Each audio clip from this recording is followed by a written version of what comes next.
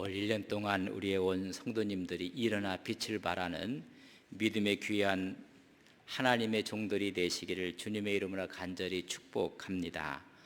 일어나야 됩니다. 또 빛을 발해야만 합니다. 오늘 이 말씀은 이사야서에 있는 말씀인데, 이사야 선지자와 동시대에 하나님 말씀을 예언했던 선지자가 있습니다. 세 분의 선지자가 이사야랑 동시대에 북이스라엘을 향해서 남유다를 향해서 하나님의 말씀을 증거를 합니다. 아모스 선지자가 바로 동시대의 선지자였습니다. 남유다 사람이었는데 북쪽 이스라엘에 대해서 하나님의 심판을 선포하게 됩니다. 북이스라엘은 여로보암 2세 때에 하나님의 말씀이 아모스에게 임한 것입니다. 여로보암 2세 때는 북이스라엘의 최대의 전성기를 누리고 있었습니다. 정치적으로, 경제적으로, 군사적으로 번영했던 최정성기의 때였습니다. 그러나 종교적으로는 타락하고 말았습니다. 도덕적인 타락을 목도하게 됩니다. 그들은 하나님의 신앙을 잃어버렸고 우상을 섬기게 되었고 안일했고 사치했고 방탕했습니다. 또한 그들은 힘을 이용해서 약한 자들을 착취하고 말았습니다. 의인들을 학대했습니다.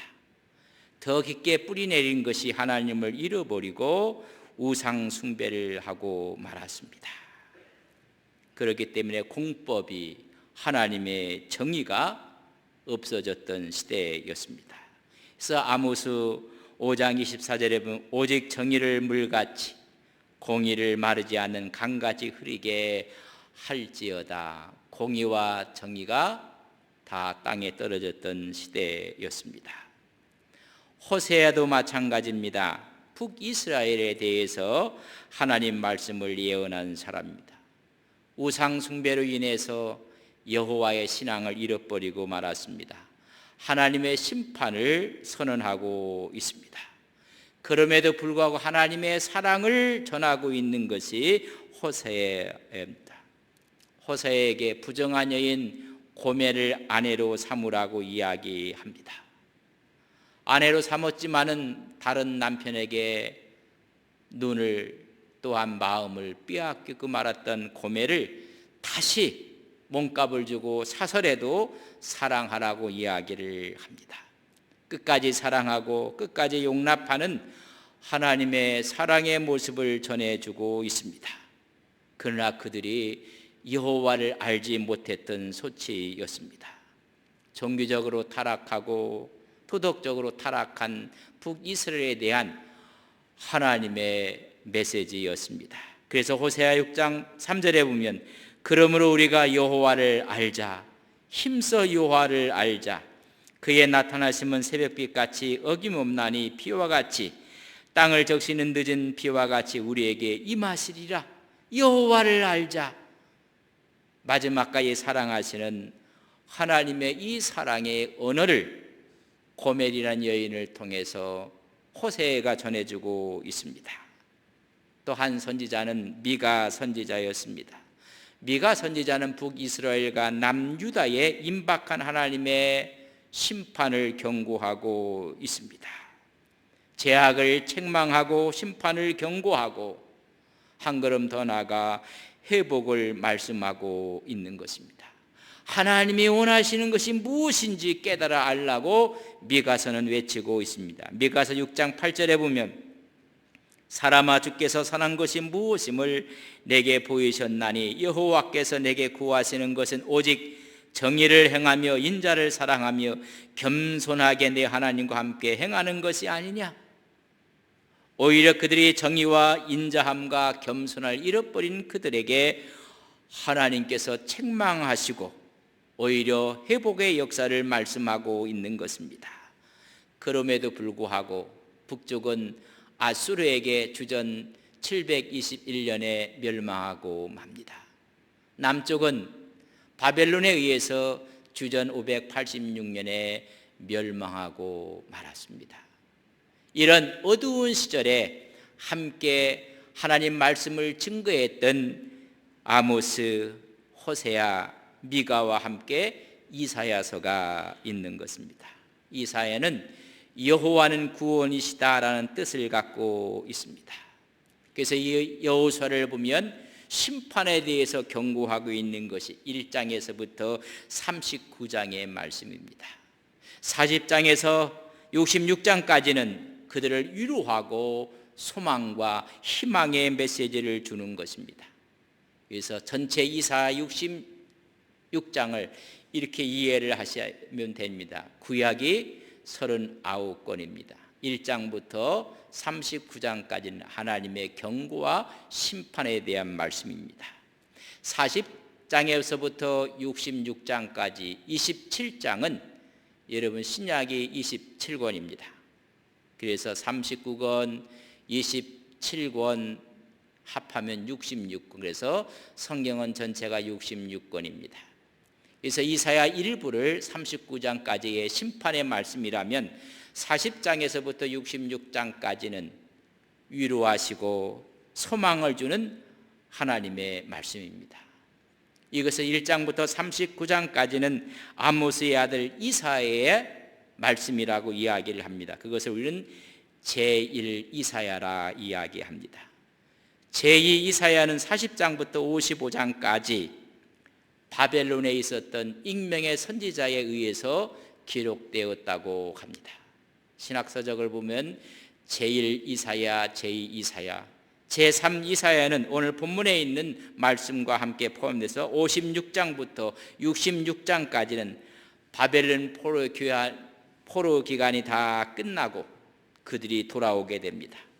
에스라와 느헤미야 시대 때 하나님의 성곽을 수축하는 모습을 보게 되는데 그때 익명의 선지자에 의해서 기록되었다고 이야기를 합니다. 다시 말하면 이사야서가 이야기하고 싶은 이야기가 있습니다. 심판과 경고와 또한 위로와 소망 가운데 너희들을 구원할 분은 하나님 여호와 외에는 없다는 것입니다. 이사야 43장 11절에 보면 나 곧 나는 여호와라 나 외에 구원자가 없느니라. 그들의 희망을 이야기하며 구원자 되신 하나님의 영광을 그들에게 전하고 있는 것입니다. 남과 북이 우상 숭배를 했습니다. 하나님을 잃어버리고 말았습니다. 그때 하나님께서 선지자를 통해서 경고하시는데 아모스, 호세아, 미가, 이사야의 경고의 말씀입니다. 그러나 그들이 깨닫지 못했고 북쪽과 남쪽은 멸망하고 말았습니다. 오늘 이사야 60장은 제3 이사야라고 이야기를 하는데 그들이 포로 교환에서 돌아온 후에 있었던 이야기입니다. 그걸 예언의 말씀을 우리에게 주고 있는데 이사야 선지자가 활동했던 때부터 150년 후에 있을 이스라엘의 귀환에 대한 희망의 노래입니다. 하나님의 음성을 들려주고 있습니다. 그래서 오늘에 있는 말씀은 구약 속에 있는 신약이라고 이야기를 합니다. 시온의 영광을 회복시켜 주겠다고 말씀해 주고 있습니다. 그렇다면 하나님의 영광의 회복, 시온의 회복이 일어날 때 두 가지를 오늘 말씀하고 있습니다. 첫째는 일어나라는 것입니다.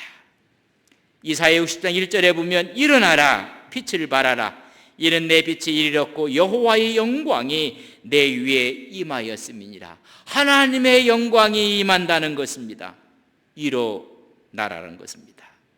일어난다는 말을 쿰이라는 단어를 썼는데 이제 깨어서 활동하라 그런 말씀입니다.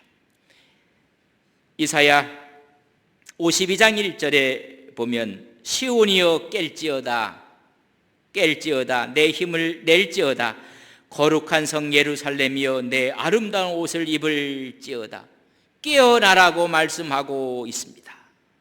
이제까지는 영적인 무감각으로 하나님의 백성으로서 해야 될 사명을 잃어버리고 깊은 영적인 잠을 자고 있었습니다.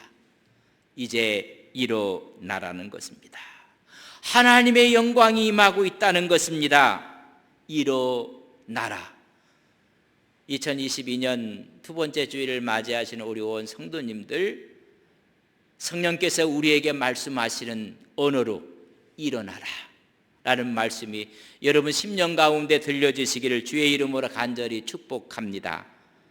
여러분, 이 세상에서 성공한 사람, 훌륭한 사람들은 한 번도 넘어지지 않는 사람이 아닙니다. 넘어졌을 때 다시 일어난 사람입니다. 성경에 위대한 믿음의 선배들이 있습니다. 훌륭한 사람들입니다. 그들은 실패하지 않은 사람들이 아니었습니다. 실패했음에도 불구하고 다시 일어난 사람들입니다. 요셉이, 다윗이, 수많은 믿음의 선배들이 전부 다가 실패를 경험했지만 일어났습니다. 여러분, 성공의 가장 중요한 지수가 무엇인지 아십니까? 지능지수가 아닙니다. IQ가 아닙니다. 여러분, EQ도 아닙니다. 여러분, AQ라고 이야기합니다. Adversary Quotient라고 합니다. 역경지수가 높은 사람입니다. 넘어졌으나 일어나는 사람입니다. 우리나라의 가장 어렵고 힘들었고 수많은 사람들이 죽었던 전란 가운데 임진왜란보다 더 끔찍한 왜란은 없었을 것입니다. 7년의 전쟁이었습니다. 그때 최고의 장수는 이순신이었습니다. 이순신이 위대한 장군이 되었을 수 있었던 비결을 많은 분들이 이야기를 합니다. 위기가 있었기 때문에 가능했다. 1592년에 임진왜란이, 1597년에는 정유재란이 2차 침입까지 있었습니다. 여러분, 위기 때 말 그대로 빛을 내서 일어난 사람이 있던 분이 이순신 장군이라는 것입니다. 두 번째는 위기와 같이 준비하는 사람이었다는 것입니다. 반옥선을 개조해서 거북선 위로 돌격선을 만들어 놓았습니다. 새로운 진법을 구축했습니다. 전술을 익히게 했습니다. 화포를 개량했습니다. 준비했습니다. 세 번째는 그에게 전략이 있었습니다. 이길 수 있는 전략을 갖고 전쟁을 했습니다. 그러나 그때마다 절망과 모함과 두려움이 그에게 찾아왔습니다. 그때마다 그는 일어났습니다. 포기하지 않았다는 것입니다. 우리는 많은 사람들이 포기를 하는데 일어나라는 것입니다. 이순신 장군에 대한 전반적인 걸 쭉 훑어보면 집안이 나쁘다고 탓하지 마라. 나는 몰락한 역적의 가문에서 태어나 가난 때문에 외갓집에서 자라났다.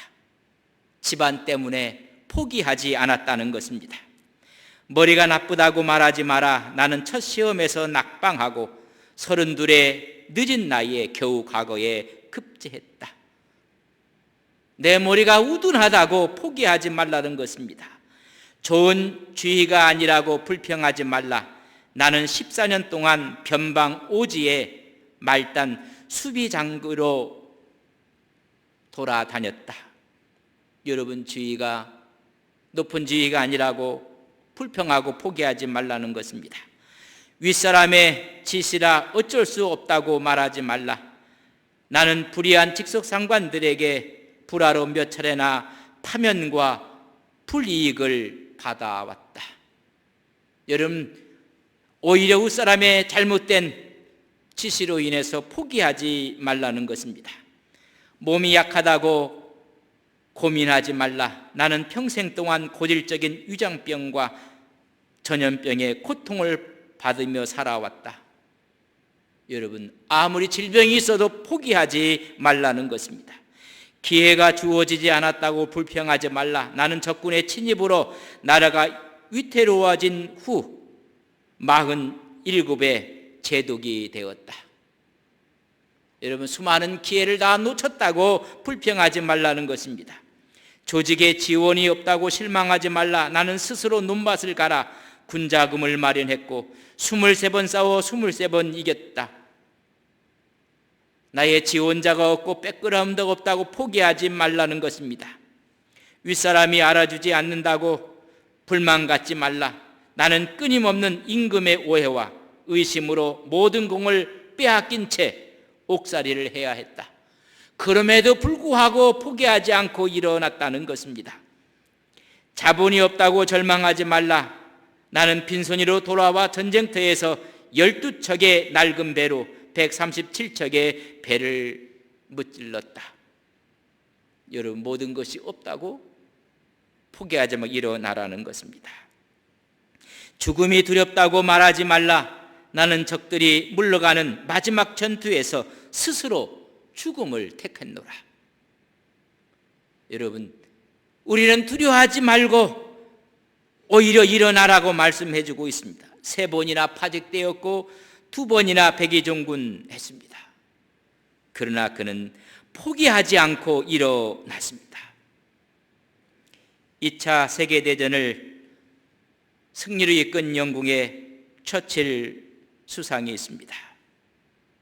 이런 윈스턴 처칠은 태어나기를 팔싹둥이로 태어났습니다. 여러분, 초산아였습니다.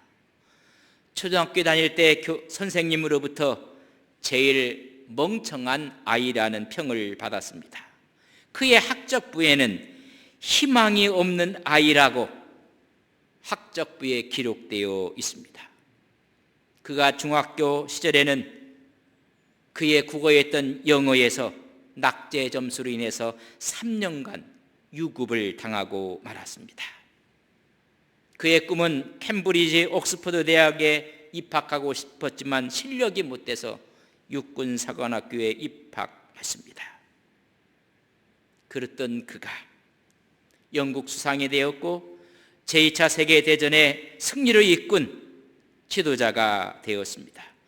그의 자서전을 쓰면서 그의 국어에 3년 동안 유급하는 낙제 점수를 받았던 그가 노벨 문학상을 받게 되었습니다.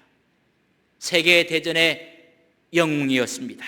위대한 정치가였습니다.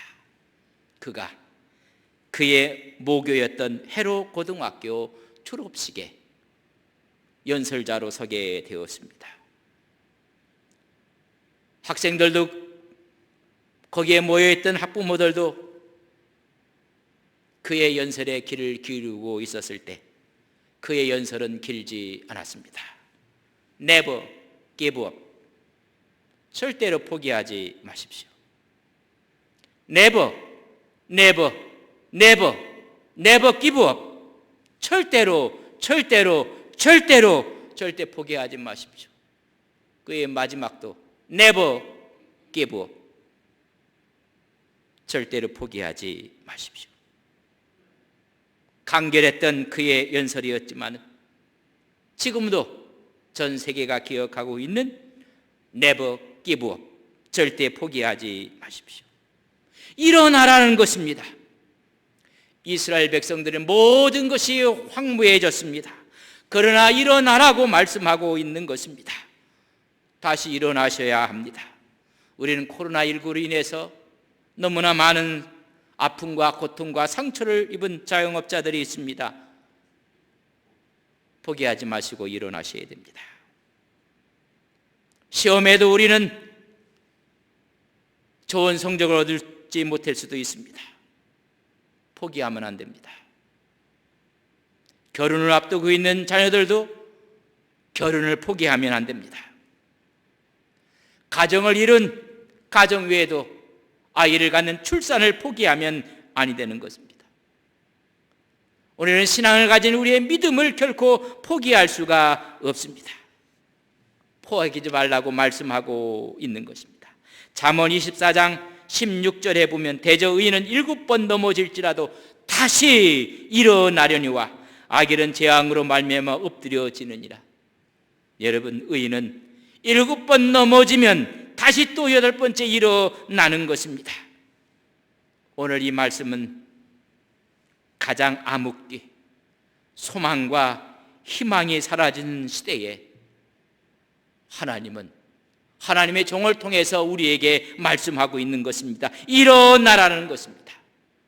오늘 본문 60장 2절에 보면 보라 어둠이 땅을 덮을 것이며 캄캄함이 만민을 가리려니와 지금은 이 땅에 어둠이 있고 캄캄이 있다고 말하지만은 오직 여호와께서 내 위에 임하실 것이며 그의 영광이 내 위에 나타날 것이니라.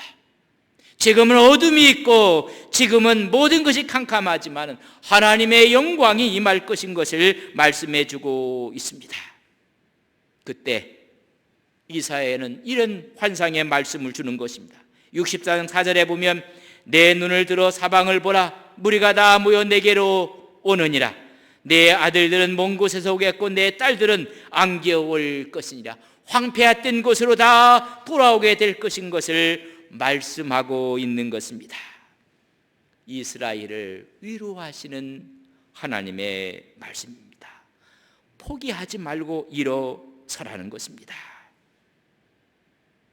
여러분, 오늘 수많은 사람들이 스스로 포기합니다.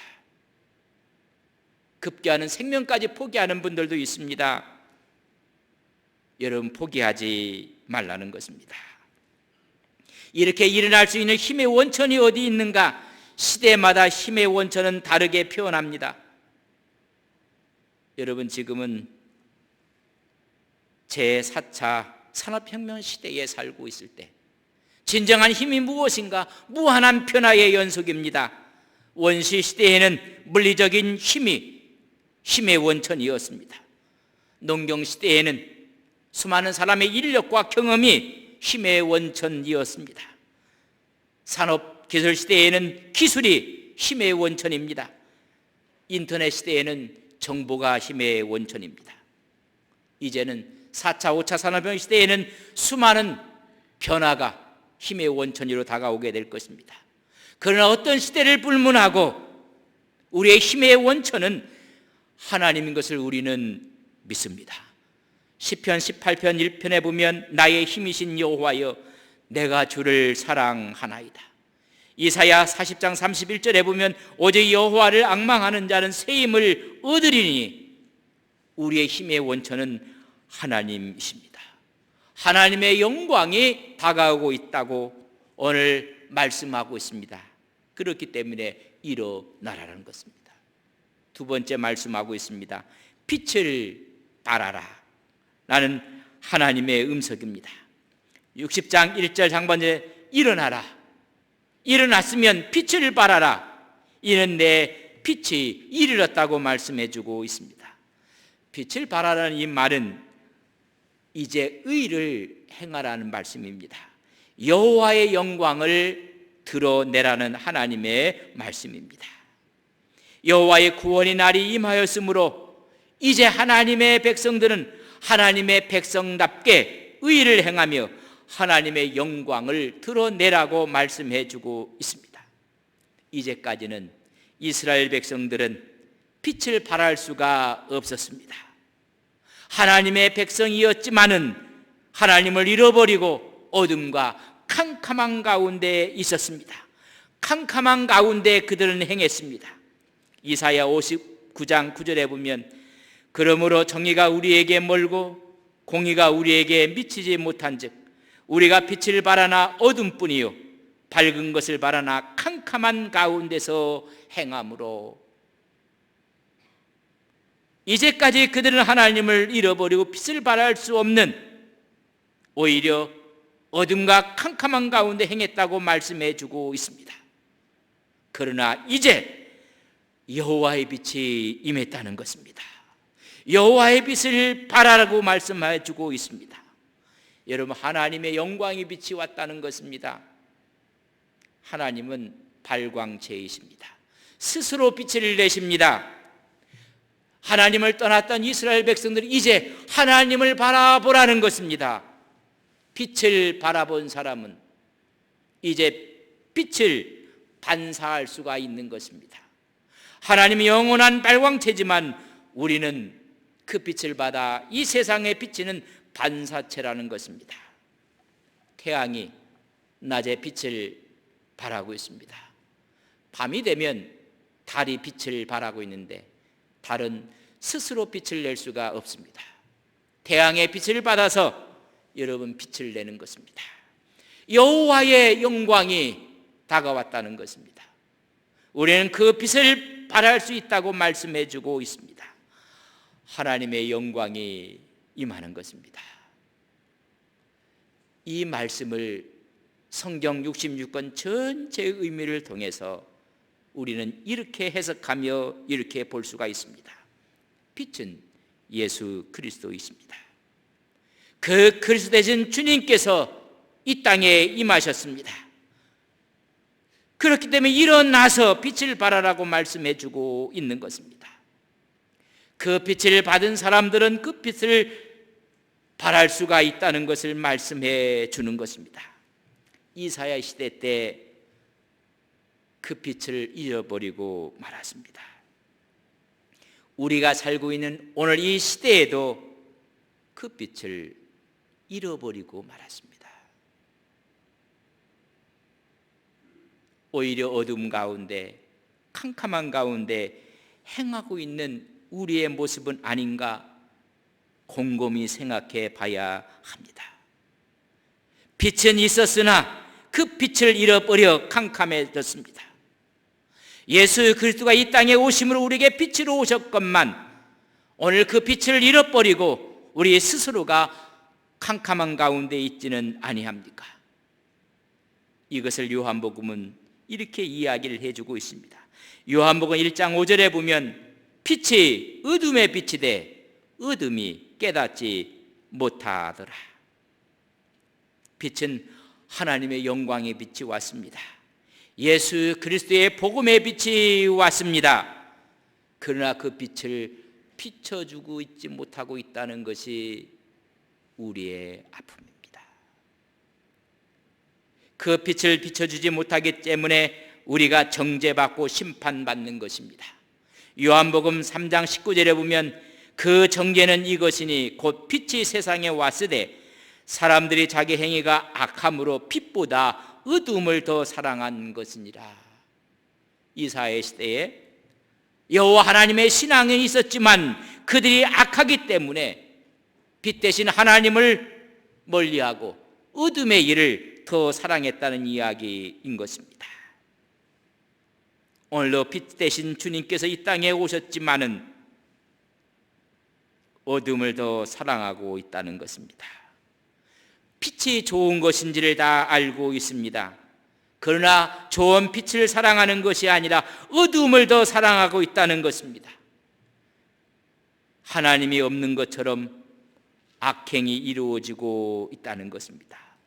어둠을 더 사랑하는 사람들의 속성이 뭔지 아십니까?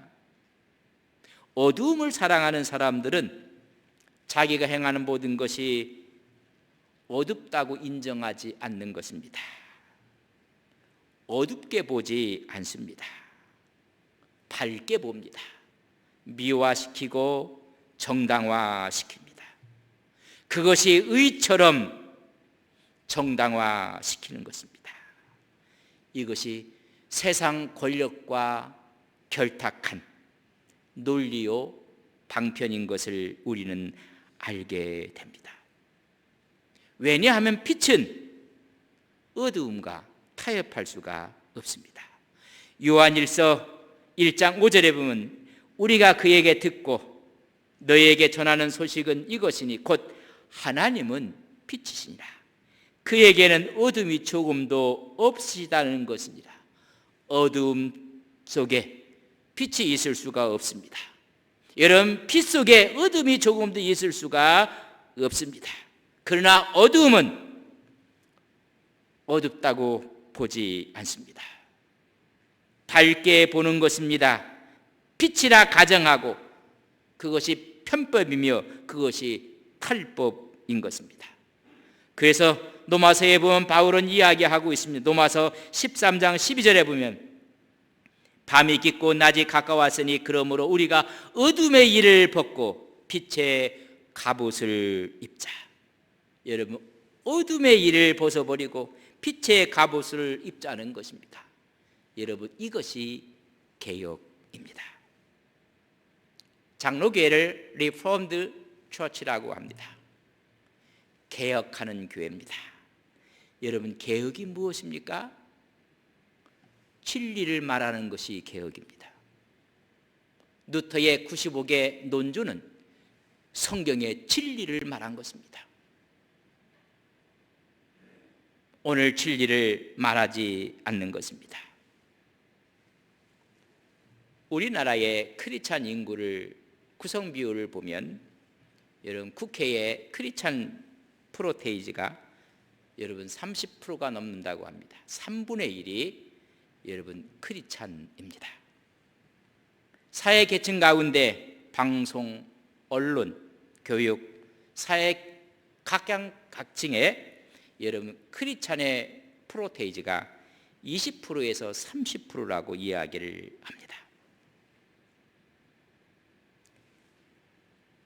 그들이 빛을 발한다면, 아니 진리를 말한다면 사회 전반에 하나님의 영광이 나타날 것입니다.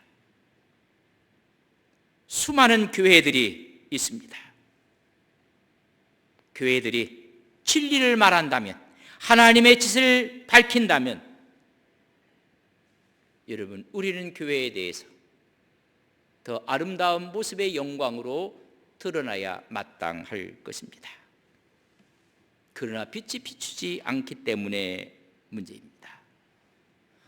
어둠 속에 있으면서도 빛을 비친다고 착각하고 있는 것입니다. 이미 어두움과 타협을 했습니다. 명예와 권력과 부와 자기 자신을 지키기 위해서 어두움과 타협한 모습입니다. 양심을 속이고 믿음을, 십자가를 팔아 넘긴 것입니다. 세속과 손을 잡은 것이고 하나님이 싫어하는 악한 자와 이미 손을 잡고 타협한 것입니다. 우리는 빛을 발하기 위해서는 어두움과 불법과 손을 잡아서는 안 됩니다. 아니, 타협해서도 안 됩니다. 그때 빛을 발하라고 말씀해 주고 있는 것입니다. 그들은 세상과 타협했고 우상 앞에 무릎을 꿇었습니다. 빛을 잊어버렸습니다. 그들은 영적인 깊은 잠에 빠지고 말았습니다. 이제 주의 영광이 임하니 일어나라는 것입니다. 그리고 빛을 발하라고 말씀해 주고 있습니다. 빛 대신 예수 그리스도가 이 땅에 오신 것입니다. 요한복음 8장 12절에 보면 예수께서 또 말씀하여 이르시되 나는 세상의 빛이니 나를 따르는 자는 어둠에 다니지 아니하고 생명의 빛을 얻으리라. 생명의 빛을 얻을 수밖에 없다는 것입니다. 만약 우리가 빛을 발하지 않는다면 이미 믿음에서 떠난 것입니다. 생명의 빛을 잊어버린 것입니다. 디모데전서 4장 1절에 말씀하고 있습니다.